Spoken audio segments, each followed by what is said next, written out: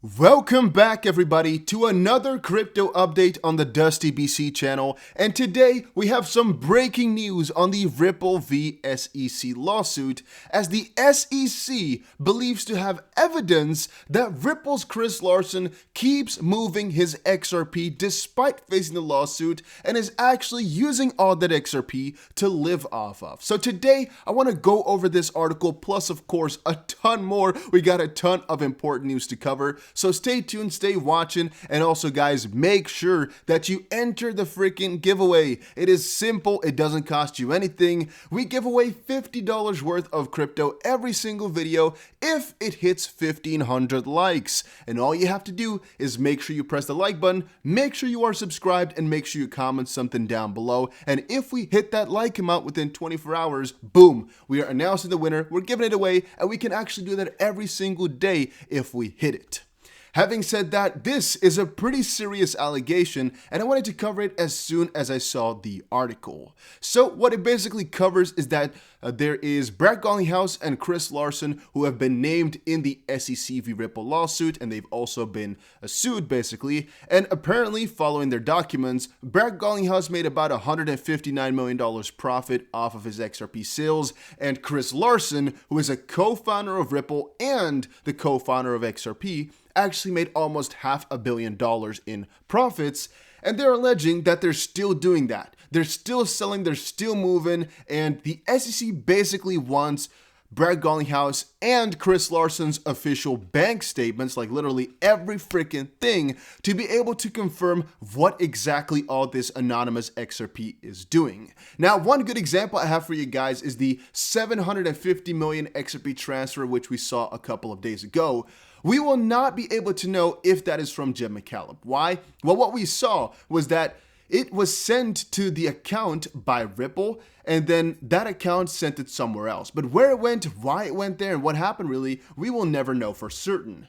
Could that have been Chris Larsen? Well, in theory, yes, right? And that's one of the scary parts which the SEC is seeing right here, that they do not know exactly what XRP is sorry guys, I'm saying Jim McCallum, Chris Larsen, what exact XRP is from Chris Larsen and what exact is not. You might say, but Dusty, Chris Larsen has some wallets that we are aware of, so we can just follow those. He does, right? He does, he definitely has. But we do not exactly know what is being paid to him by Ripple right as we speak, and what's being given to him, and what exactly he sold or has that we're not seeing in the big list. As it definitely could be that case. We don't know exactly what Ripple has sent their money to, especially if we're considering the first couple of years. We don't know all the addresses, we don't know all the XRP, and more importantly, we don't know where exactly Chris Larsen has sent his XRP to. At least that's what I have kind of fetched from the whole story. But their literal thing, what they said is, without bank records, the SEC would have to take individual defendants at their word, particularly as the SEC has already had to manually trace the individual's defendants' transactions since they last provided data, with no guarantee that the SEC has been able to identify the complete universe of their sales and blockchain movements of XRP. And this basically means Brad Garlinghouse and Chris Larsen are not admitting to anything. They're not helping them to uncover this process. It's all up to the SEC to do that. And the SEC wants their freaking personal bank accounts, which I've also said is ridiculous. I do understand their perspective though. Again, I'm not an attorney, not a lawyer. I'm not sure exactly how great they stand in this case, in the sense I'm not sure how high their chance of winning this one is, if they'll actually get Brad Garlinghouse and Chris Larsen's documents. But you know, the way that I'm seeing it, it's actually a very difficult question, because this would only matter if XRP, in hindsight of things, would actually be considered a security. Otherwise, this is basically just an overreach and a breach of privacy, in my opinion. They're just alleging some guys with money have made money fraudulently, yet they're not really suing them for fraud. I think it's a very weird kind of statement going on, but let me know what you think in the comment section down below, as once more, we all have a say in this, all right? I'm not certain about anything, nor are you, but I would like to know what you're thinking. Then guys, go check out GSX. I know I've said it a couple of times before, but I've changed my mind a little bit. I've actually gone from really being more skeptical to really being more of a holder, at least I kind of made a plan for myself to hold on through because, man, it's the first gold-backed crypto. They keep making updates on YouTube. They keep showing me more evidence and just keep showing me everything that I've been asking. For example, they now recently made a video regarding all the freaking FUD. Literally everything has been discussed in that video. I just got an email from that because I made an account on this platform.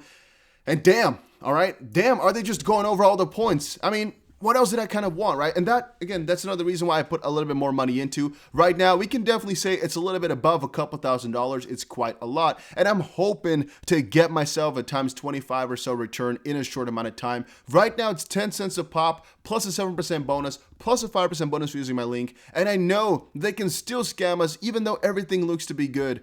But I'm going to take that risk, all right? And again, you can decide to do not do it, all up to you. I'm just saying I'm gonna try this one out, and I'm not sure if it's gonna work, but I do think so. I do hope so. Maybe that's it though. I really hope. It's the first gold-backed crypto, guys. That's a freaking but I mean, that's my idea. It's a good idea in my opinion, but whatever. Then I just saw this come by from no, guys, what happened? Oh, here we go. I just have to zoom out a little bit, I think.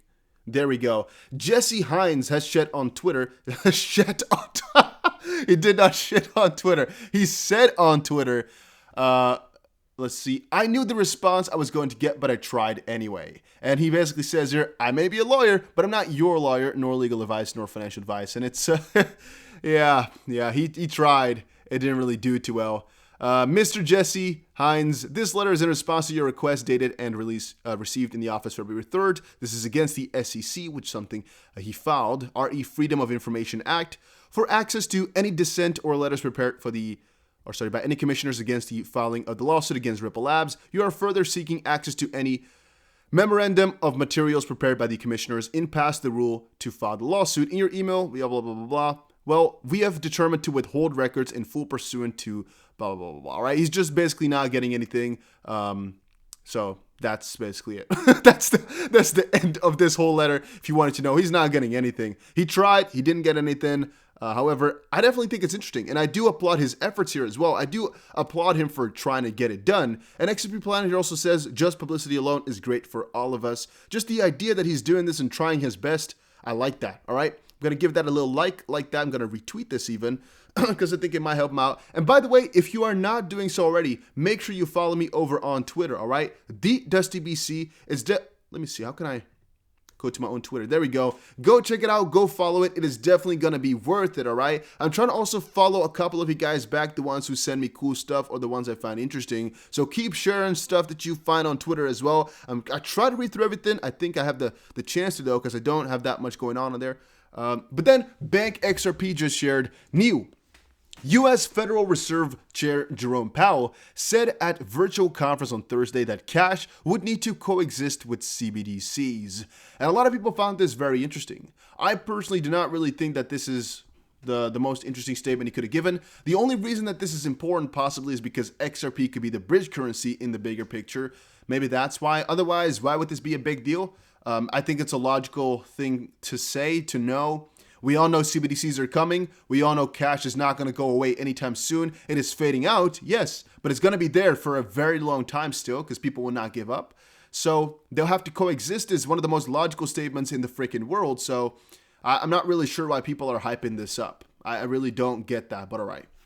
Then Artur Portela says, XRP is the digital token native to Ripple's blockchain, the XRP ledger, and can be freely transferred without the need for a central counterparty. That, by the way, that statement alone is another very good reason just to be involved. I mean, yeah, you can say that about a lot of other cryptos too, because, well, it's mostly about the blockchain technology, but the idea that there's no central counterparty needed, that's pretty interesting. Did the SEC just inadvertently acknowledge that the XRPL is decentralized? Has it then evolved into a non-security? Hinman? Well, let's quickly read whatever is said right here. This is the document filed on the 17th, so this is actually yesterday. Page 2.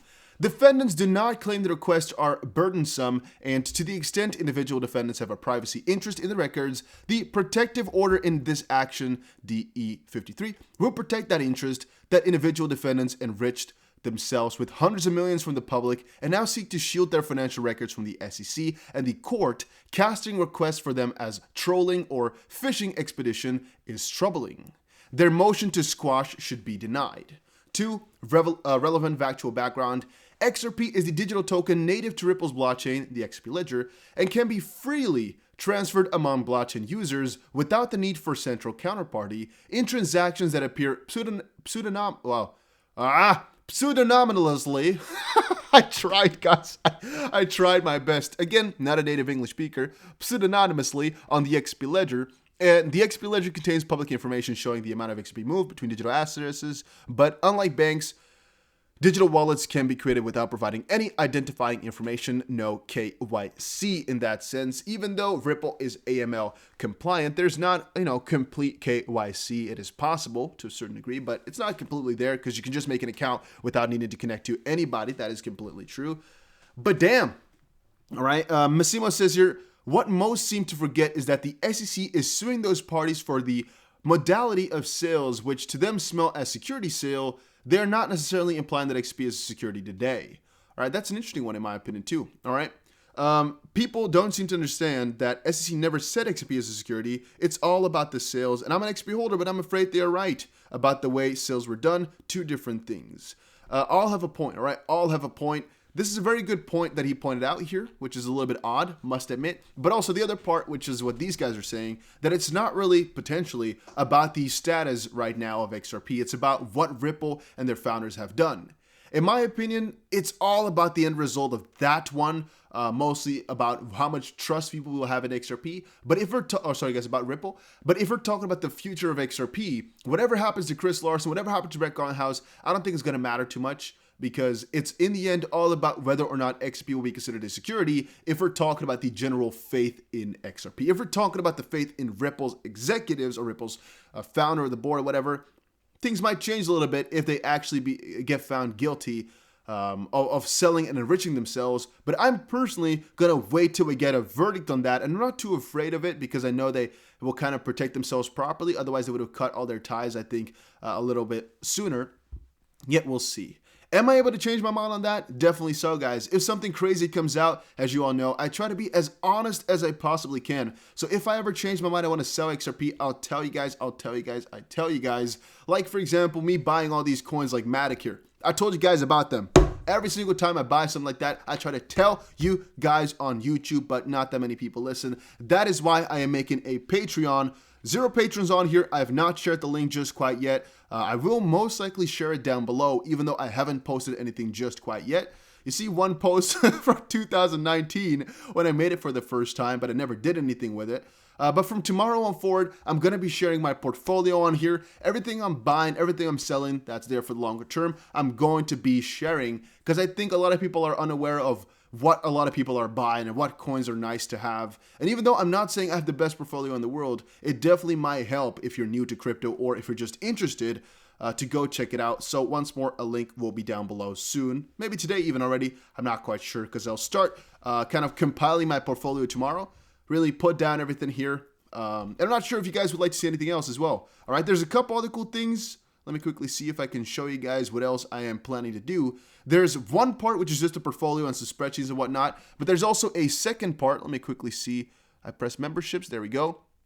A second part, which is going to be a group where you get a weekly update from me where I'll just explain what coins are the most important to watch for the next week or month or so, and to get an exclusive Discord rank and Discord server where you can chat with some people who are also most likely dedicated to trading or to holding crypto, something of the sort. Then we saw this from CZ. He said, don't buy crypto if you don't understand it. Learn about it first. Once you understand it, you won't have much of a choice. Not financial advice. And from a different degree, it is financial advice because he's saying, don't buy it unless you understand. It's financial advice. He says don't buy it. It's a little bit odd to say not financial advice then if you're saying don't buy something.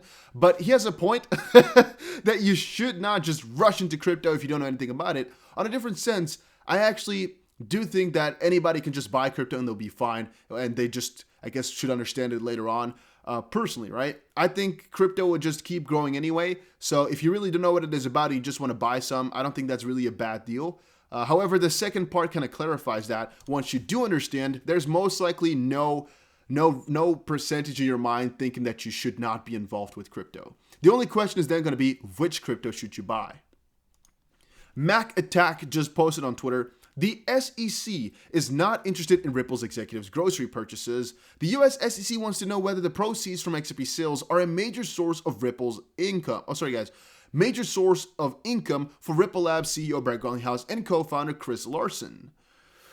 It's definitely interesting, all right? Because the way I see it from Chris Larsen once more as well is he founded the project. That's the same thing as asking how much Ethereum Vitalik Buterin has had or how much Bitcoin Satoshi Nakamoto has. From Brett Garlinghouse, though, a little bit of a less good argument on my end. I definitely think they can maybe fetch something from that, but we'll see. Then Deutsche Bank says Bitcoin is now too important to ignore. That was interesting, all right? Because I actually, in a later video, will talk a little bit more about what these central banks are saying right now, what some other bigger parties are saying, as there's a very big back and forward going on right now as to whether these central banks or these bigger banks or these financial institutions actually are opening up to Bitcoin / crypto or actually kind of growing down. How do you say that? Like turning their blind eye towards it, or no, that's not the right word. Guys, trying to be negative towards it. Let's just put it like that. There's a growing concern about that, and I see more and more articles also showing the negative side, where it might be that some heavy regulations could be coming in, one of which was actually the self-custody wallets rule, which didn't pull through, but that one's also very important. Lucky it didn't pull through, but think about that. They might come for some new big rule really quite soon here, which could make it very, very annoying to hold crypto. And I know in the end that crypto will survive and will most likely surpass any of those restrictions. It might become annoying or interesting to hold crypto purely for what type of rules they're going to attach to it. But guys, that was it for today's video. Hopefully you all enjoyed it. Make sure you check out all the links down below if you're interested in, I don't know, things. Just check it out down below. I'll see you guys again in another crypto video. Make sure you also press the like button if you enjoyed and learned something new.